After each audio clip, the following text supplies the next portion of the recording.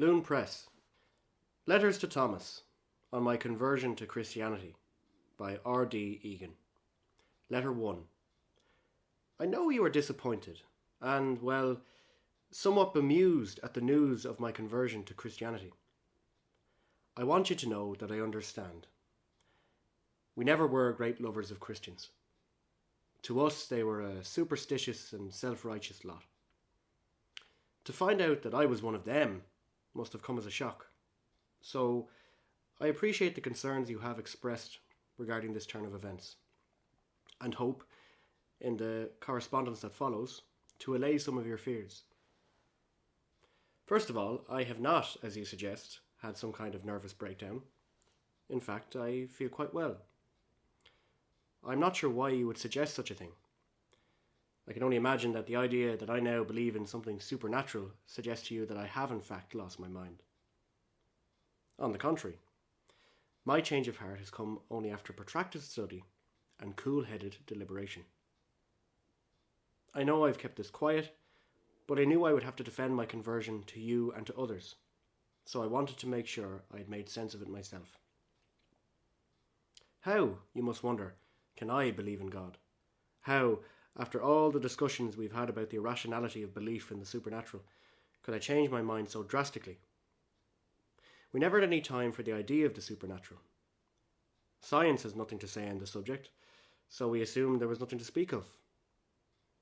But why should we assume this? Scientists study natural phenomena, things that we can observe with our senses. The natural sciences have produced countless benefits for humanity, and we should feel proud of these accomplishments.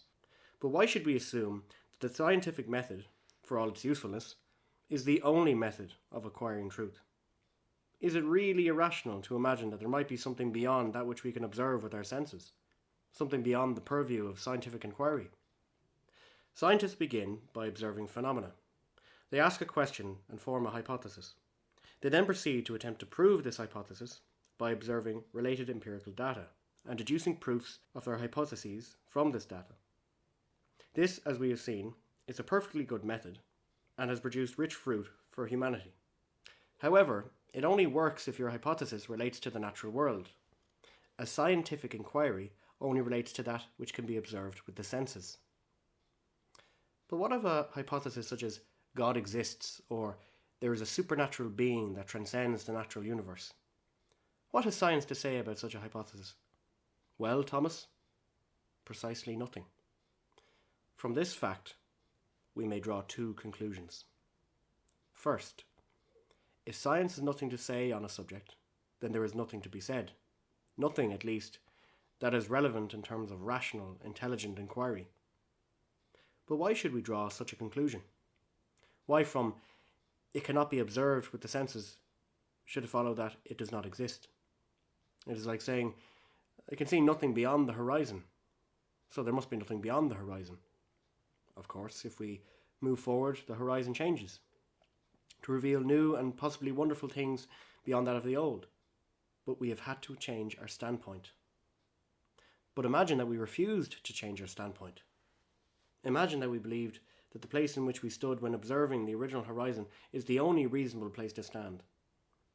So we stand there with our limited view, telling ourselves that there is nothing beyond the horizon we now observe. Do we have enough reason to believe that the scientific worldview is the only worldview, the only standpoint, as it were, from which to view our experiences?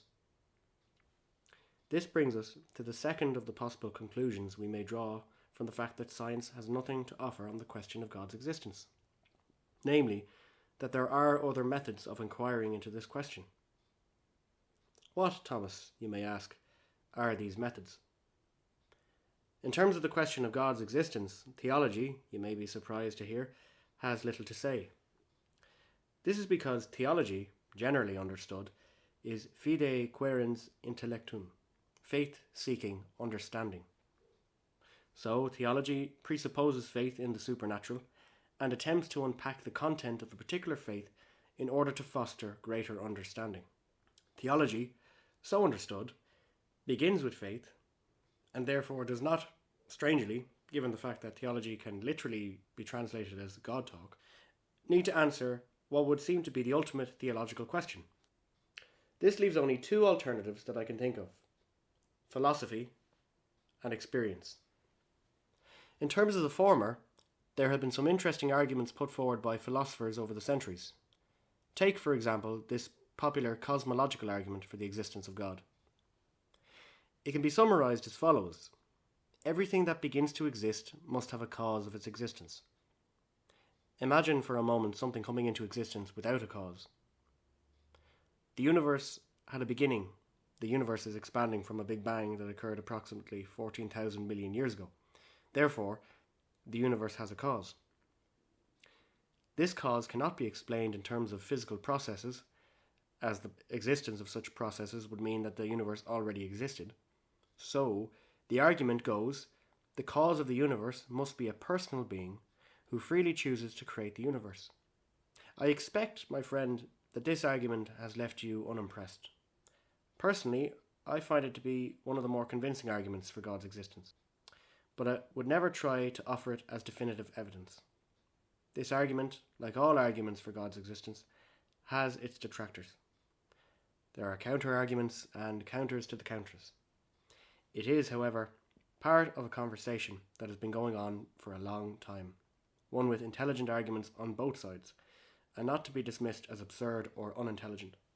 Ultimately, however, I suspect that these kinds of arguments for God's existence will tend to be convincing to those who already believe that God exists, as the counter-arguments will generally be found useful to those who wish to deny the existence of God. This leaves us with our second alternative to theology: experience. What do you say to someone who claims to believe in God based on experience? This is an important question for us, Thomas, as this is precisely the claim that I am making. The obvious question would seem to be, how do I know that what I have experienced is God?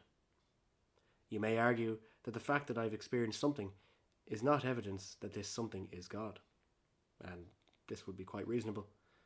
But why, even with my lack of evidence, should you not believe me when I say that what I have experienced is God? Why should you not give me the benefit of the doubt? Well, perhaps because you disbelieve in God's existence in the first place. And this brings us back to the scientific and perhaps philosophical reasons that you do not believe in God. If science has nothing to say on the matter, and philosophical arguments are far from conclusive, why then should you believe me when I say that I've experienced God? After all, I might be deluded.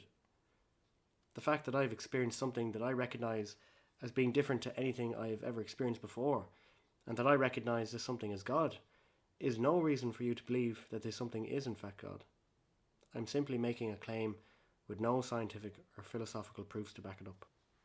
How then can I expect you to believe my claim that what I have experienced is God? The answer to this question is simple. I do not. I have no wish to convince you, Thomas, or anyone else, that God exists. It is not my place to demonstrate God's existence. I do not believe that such demonstration is possible. So my time is better spent on more fruitful activities. For the moment, I simply want you to believe that such a belief is not absurd, and there is nothing absurd in my claim to have experienced God. From my perspective, it would be nonsensical not to believe in God. Why should I doubt my own experience? Is experience not the foundation of knowledge of all kinds of things? Scientific knowledge, as we have seen, is grounded in observation, a form of experience. But, you might add, the scientist must provide evidence. Quite right. The scientist hypothesizes and attempts to prove this hypothesis by deducing from certain empirical data. If the scientist does his or her job well, we can safely say that we know that a given proposition is true. That is until such time when new data is discovered, and the evidence is re-examined in the light of this new data. A new hypothesis may then be suggested that builds on the insights of the original. The original knowledge is not then nullified, rather, our understanding has grown, as we have developed further insights into the particular phenomenon that we are observing. This is the nature of science. Our understanding develops as new data and new insights emerge. But what of the kind of knowledge that I and others claim, namely, that we know that God exists because we have experienced God? This claim cannot be demonstrated empirically, nor can it be argued for conclusively using philosophical methods. Can it then be taken seriously as knowledge? This, of course, depends on how we define knowledge. If by knowledge we mean that which is empirically demonstrable, then we cannot take my claim seriously as knowledge. If by knowledge we mean propositions for which conclusive philosophical arguments can be made, I still cannot be trusted. Does this mean then that when I say that I am convinced based on my experience that God exists, that I cannot be making a claim to knowledge, but only to personal conviction? Let us examine the claim. What are the elements involved? There is the proposition, God exists. There is the conviction within the claim, I know. There is the reason I give for my conviction, I have experienced God. Yet there is no scientific or philosophical evidence to support the truth of my claim. But does this mean that there is no knowledge? Despite the lack of scientific or conclusive philosophical evidence, we may still reasonably ask, is what I am saying true? Have I, in fact, experienced God? We can ask this not only despite the lack of scientific or philosophical evidence, but precisely because science has nothing to say on the matter, as the question is metaphysical, and the philosophical arguments on both sides are inconclusive. So the question remains, can I make a reasonable claim to know that God exists based on my experience? I believe that my claim is a reasonable one. I am convinced that God exists. Yet the question of the truth or falsehood of my claim to know that God exists remains open. Conviction is not evidence. Without evidence, can we have knowledge?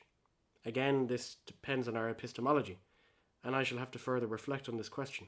But for now, what I can say is this. If you wish to accuse me of irrationality, you may be prepared to enter the dock with me. As you have no more evidence than I of the truth of your proposition, namely that God does not exist, any charge of irrationality against me must also apply to you. Furthermore, your accusation that I am somehow being unreasonable in my claim to know that God exists amounts to no more than the following. Robert is being unreasonable because I do not believe what he is saying. And this, surely, is an unreasonable position.